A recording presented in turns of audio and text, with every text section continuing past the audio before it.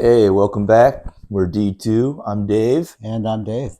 And we're here for another edition, a primetime edition of the D2 podcast. That's right. And this time we're going to talk a little bit about the man of the week. Is he? Okay. Yes. All right. Okay. So, he's such a good looking guy, too. That's what I've heard. A little handsome devil. Yes. Known as Luigi Mangione.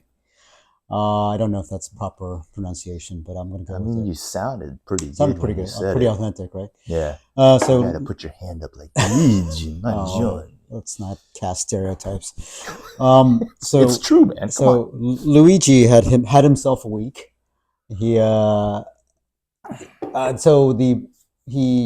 looks apparently allegedly shot and murdered the CEO of United Healthcare, the biggest health insurance company.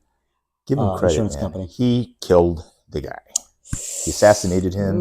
I mean, he pretty much admits it in his little manifesto. Yeah, and CEO's name was something Thompson. Brian Thompson. Brian Thompson. So Brian Thompson, United CEO, United Healthcare. United Healthcare. That's right. And he was shot in the morning in Midtown Manhattan, I believe. Yeah, he's just walking out of his hotel. Right. Just going to his... just like a hit in a movie. Yeah, it was kind of crazy, right? So Mangione was just kind of like waiting there all morning, right? Waiting to get him. And we still don't know the exact details of like... He did put out that manifesto. Yeah, he did. Okay. Now, do you know... I haven't read it or examined it. So what do you know about the manifesto? Well, just from reading it, he sounds way, way, way, way intelligent.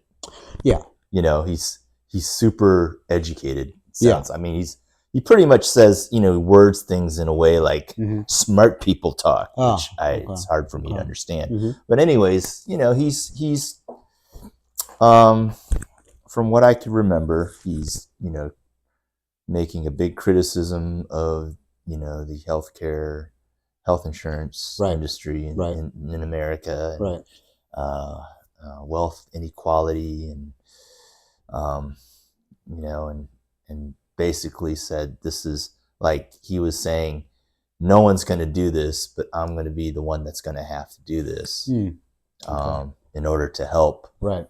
So it's a statement killing of some type. I think, in a way, I think he looks at it like this guy is a CEO, and, United Healthcare was known for just denying claims all the time. Pretty high percentage. And, you've got people that have been denied for crucial things, things that have people have died because of it. Yeah.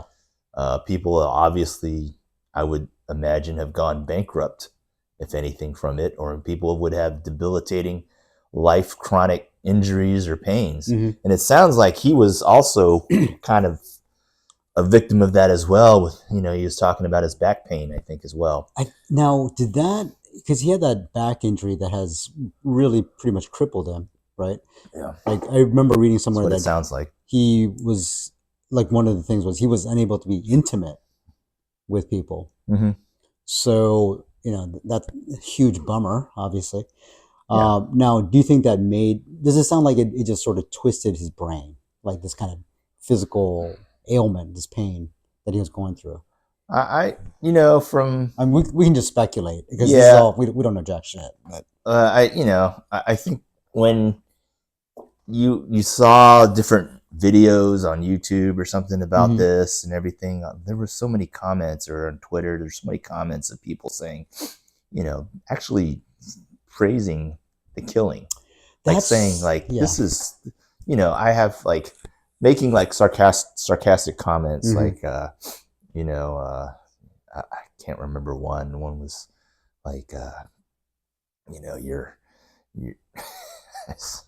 you're I can't remember something. Your policy has been denied or something like that, or rest in peace or whatever.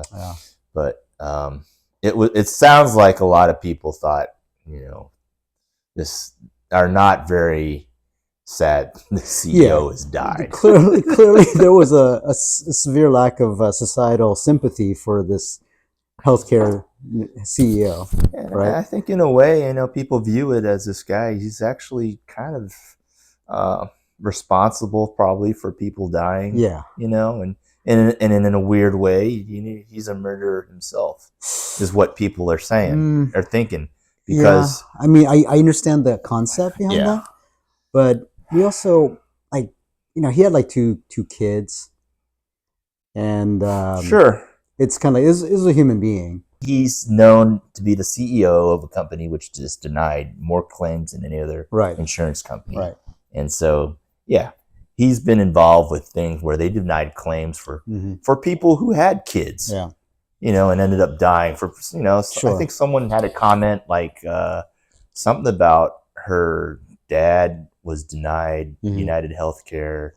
He had a heart attack, right. As a result, he had a heart attack or something. He almost died. Stuff like that. And I'm sure there's people that had far worse. So, count the number of people that, or lives that have been affected by this. And you can see it's okay. I can understand the sentiment behind he got what he deserved. No one's going to be very sympathetic. Yeah. No one was sympathetic. Yeah. Let's just put it that way. I mean, he's not, no one really said, "Oh, I'm sorry. This is terrible." I didn't hear that. Yeah. And I understand, especially with how sleazy the healthcare insurance industry is. Right? A lot of people, their lives have been destroyed by the rejection of their claims and whatnot. Yeah. And what's interesting is people have like Fox News has politicized some statements that AOC has made. And I watched her comment, and her comment was basically, "Oh, it's no one should be murdered for whatever." But we have to realize there is a lot of antipathy towards, there's so much ill will built up by the healthcare insurance industry. Well, the bottom line is, this is a symptom, or this is a sign which shows that there is a breakdown. There's in the healthcare industry and healthcare insurance that is causing a lot of frustration with people, a lot of anger. And you can't deny that. And no one's going to say you should murder this guy, but at the same time, you have to look at this incident and try to learn from it and see this guy was upset, and there's a lot of other people, not just him murdering, but there's a lot of other people, when you see all the comments that come down and but anyways, that I think that his murder was kind of just a wake-up call. He's trying to make it a wake-up call to say, look, our insurance healthcare system, the way it is not good. Yeah, it's not. Yeah, it's just kind of I was just sort of I was surprised at how callous a lot of the people were. They're I mean, I don't know who this guy was. What, Thompson? I mean, he could have been an absolute bastard. We don't know, but at the same time, it is I mean, I don't know anything about him. Yeah, it's an innocent human being who was shot in the back. Okay, was he innocent though? See, that's when we get into. I mean, he was making decisions about how to deny people, right? Yeah, but it's kind of he didn't do anything legally wrong that we know of. Although there was some